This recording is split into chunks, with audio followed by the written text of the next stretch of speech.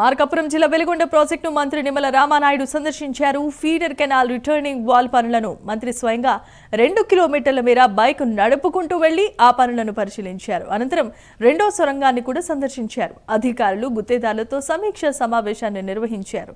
5 ఏళ్ల జగన్ పాలనలో టన్నెల్ 2లో 745 మీటర్లు బెంచింగ్, 705 మీటర్ల లైనింగ్ మాత్రమే చేశారన్న నిమ్మల, కూటమి ప్రభుత్వ హయాంలో 18 నెలల్లోనే 6579 మీటర్ల బెంచింగ్ పనులు, 3644 మీటర్ల లైనింగ్ ను పూర్తి చేసినట్లుగా వివరాలు వెల్లడించారు.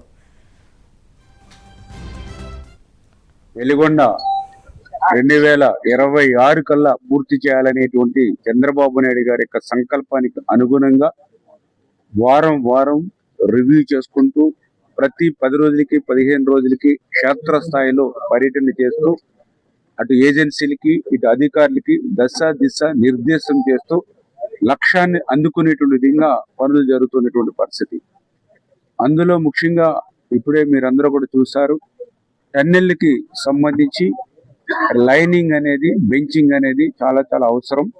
అటువంటి లైనింగ్ పనులు చూస్తే గత ప్రభుత్వంలో పనితీరుకి ఈ ప్రభుత్వంలో పనితీరుకి నక్కకి నాగలోకానికి ఉన్నంత తేడా ఉంది. ఎందుకు ఈ మాట చెప్తూ ఉన్నానంటే, గత 5 సంవత్సరాల వైఎస్ఆర్సిపి పాలనలో ఈ లైనింగ్ చూస్తే 705 మీటర్లు చేశారు.